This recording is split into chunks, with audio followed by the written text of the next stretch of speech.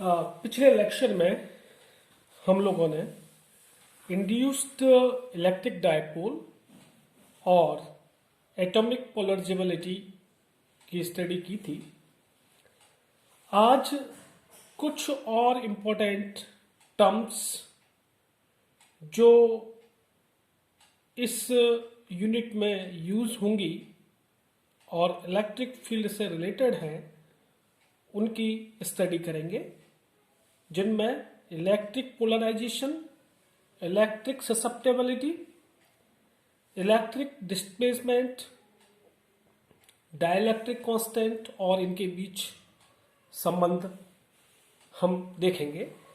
तो सबसे पहले हम इन टर्म्स को समझने के लिए एक पैरेलल प्लेट कैपेसिटर लेते हैं या पैरेलल प्लेट कैपेसिटर की कल्पना करते हैं। इस पैरेलल प्लेट कैपेसिटर को हम बैटरी से जोड़ देते हैं। जैसे ही इस पैरेलल प्लेट कैपेसिटर को बैटरी से जोड़ा जाएगा तो इस प्लेट ए पर धन आवेश और प्लेट बी पर ऋण आवेश उत्पन्न हो जाएगा। मान लें कि यह जो आवेश घनत्व है वो सिग्मा एफ है, पृष्ठ आवेश घनत्व। और जब इन दोनों प्लेट्स के मध्य में कोई डाइलेक्ट्रिक मीडियम उपस्थित नहीं है तो डेफिनेटली एक इलेक्ट्रिक फील्ड प्रोड्यूस होगा, जिस इलेक्ट्रिक फील्ड की तीव्रता E0 equal to sigma f over epsilon naught होगी। Epsilon naught permittivity of vacuum है और इस इलेक्ट्रिक फील्ड की direction positive surface charged plate से नेगेटिव चार्ज वाली प्लेट की ओर होगी, जो कि इस प्रकार प्रदर्शित की गई है। अब हम यह मान लें कि इस पैरेलल प्लेट कैपेसिटर की जो प्लेट्स हैं उनके मध्य एक परावैद्युत माध्यम की स्लैब रख देते हैं, पट्टिका रख देते हैं। और परावैद्युत माध्यम की पट्टिका की जो चौड़ाई है वह उतनी ही है जितनी इन प्लेट्स के बीच में दूरी है। चूंकि डाइलेक्ट्रिक मीडियम की जो प्लेट है उसके मॉलिक्यूल्स अध्रुवीय हैं, परंतु जैसे ही हम इस डाइलेक्ट्रिक स्लैब को पैरेलल प्लेट कैपेसिटर के मध्य रखते हैं तो ये मॉलिक्यूल्स पोलराइज्ड हो जाते हैं। क्योंकि जब प्लेट ए और बी को बैटरी से जोड़ दिया गया था तो उस समय E0 इलेक्ट्रिक फील्ड इन दोनों प्लेट्स के मध्य प्रोड्यूस हो गया था। इस कारण ये डाइलेक्ट्रिक जो मॉलिक्यूल्स हैं वो पोलराइज्ड हो जाते हैं और यह जो प्लेट का ऊपरी हिस्सा है जो कि प्लस या ए प्लेट के कांटेक्ट में है उस पर इंड्यूस्ड नेगेटिव चार्ज और बी प्लेट के क्लोज में जो सरफेस है डाइलेक्ट्रिक स्लैब का वो पॉजिटिव चार्ज हो जाता है। जो डाइलेक्ट्रिक स्लैब के अंदर और आसन्न सिरे हैं उन पर जो आवेश है वो एक दूसरे को कैंसिल कर देता है। केवल सरफेस पर ही यह प्लस और माइनस आवेश रह जाता है। मान लें कि यह polarized surface density sigma P है, तब क्या होगा। और ये यहां पर हम एक सिलेंड्रिकल स्लैब या सिलेंड्रिकल जो प्लेस है उसकी कल्पना कर लेते हैं। इसका जो सरफेस है उसका क्षेत्रफल dA है और इस सिलेंड्रिकल पार्ट की जो थिकनेस है वो d के बराबर है।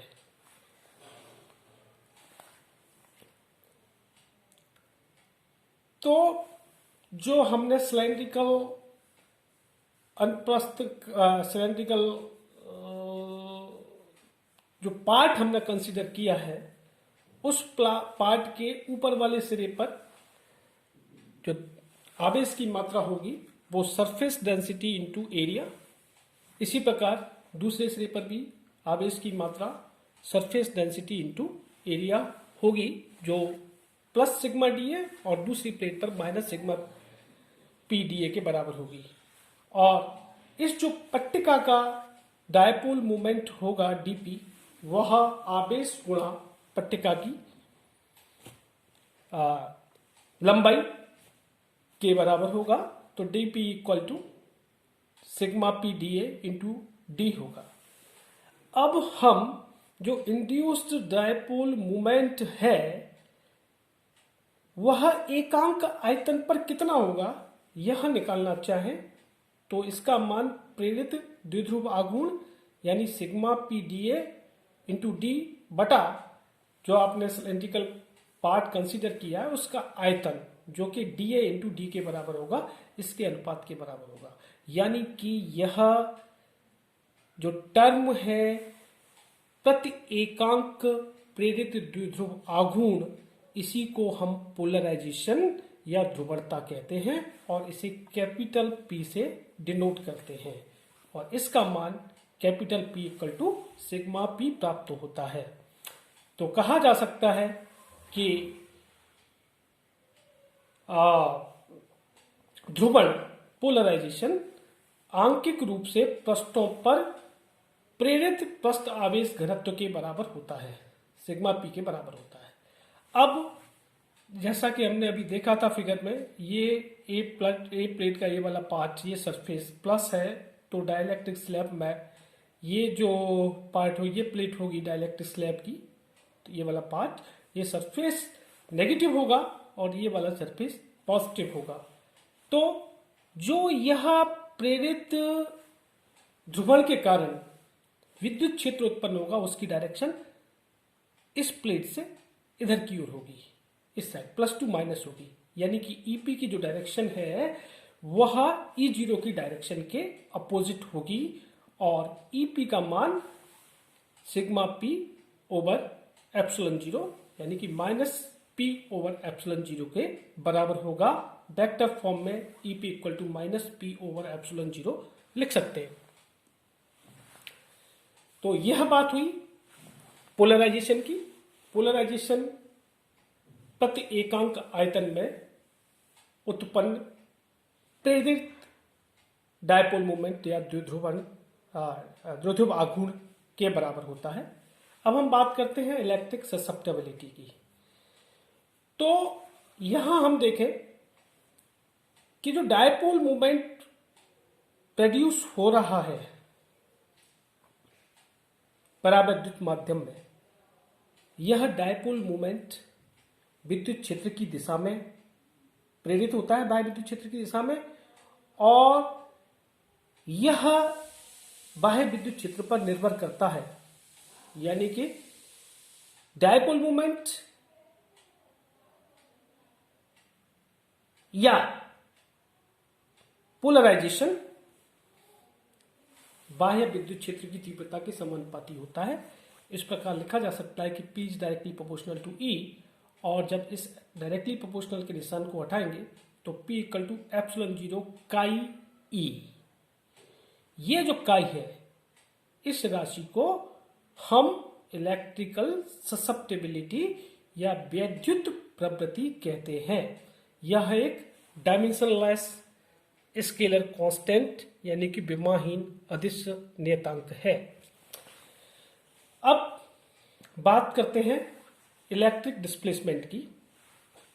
तो अभी जो हमने देखा था कि E0 और EP एक दूसरे के विपरीत दिशा में है, यानी कि EP जो है वह बाह्य विद्युत क्षेत्र के प्रभाव को कम करने की कोशिश करता है, यानी कि बाह्य विद्युत क्षेत्र की तीव्रता को कम करता है।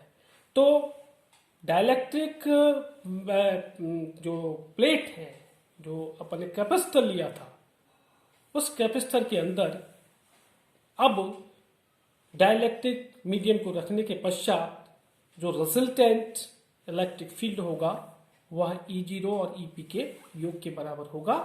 इन दोनों की वैल्यू रखते हैं तो 1 दिस इज इक्वल टू 1/ε0 या ε0 sigma F minus sigma P के बराबर होगा, और सिग्मा P कैपिटल P के बराबर है, इसलिए आप लिख सकते हैं कि E equal to 1/ε0 into sigma F minus P, और यहां से सिग्मा F की वैल्यू निकालें तो this is equal to ε0E plus capital P, और ये जो राशि है ε0E प्लस P, इसको इलेक्ट्रिक डिस्प्लेसमेंट या वैद्युत विस्थापन कहते हैं।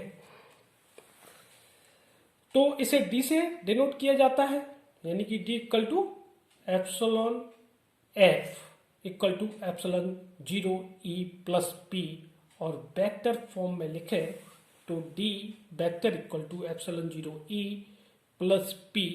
तो इस इक्वेशन से स्पष्ट है कि D, E एवं P एक दूसरे के समांतर होते हैं, यानी कि एक ही दिशा में होते हैं। और हम यह भी जानते हैं कि epsilon over ε0 this is equal to E0 over E। यह तुम लोगों ने 11th क्लास में पढ़ा हुआ है कि F बराबर के क्यू1 Q2 ओवर R स्क्वायर से ही निकालेंगे, तो वहां से जो K है उसमें ε0 आता है, और उसको आप इलेक्ट्रिक फील्ड की इंटेंसिटी से निकालें E बराबर KQ ओवर R। तो दो माध्यमों के बीच यह अनुपात एप्सिलॉन ओवर ε0 का E0 ओवर E के बराबर प्राप्त होता है। आप यह समीकरण 8 में समीकरण 1 और 10 को प्रयुक्त कर दें।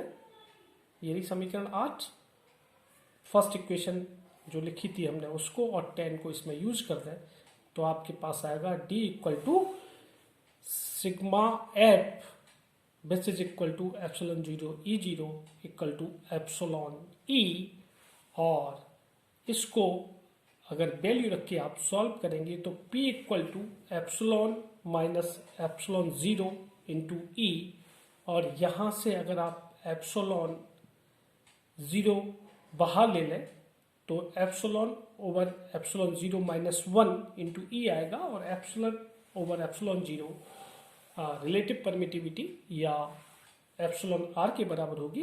तो इसलिए P equal to ε0 into epsilon R minus 1 into E के बराबर होगा। और अब समीकरण 6 व 11 को इक्वेशन नंबर 9 इसमें पुट कर दें तो D की जगह आ जाएगा आपके पास एप्सिलॉन ε0 E ये है ही, और P this is equal to ε0 chi E ये होगा। और इसको सॉल्व करने के बाद epsilon equal to ε0 into 1 plus chi मिलेगा अपन को, और epsilon over ε0 this is equal to epsilon R which is equal to 1 plus chi. तो यह रिलेटिव परमिटिविटी और ससेप्टिबिलिटी में रिलेशन है। यह रिलेशन इलेक्ट्रिक डिस्प्लेसमेंट और पोलराइजेशन के बीच है। तो ये रिलेशंस आपको पता होने चाहिए, इन्हें आपको याद भी रखना है। Thank you.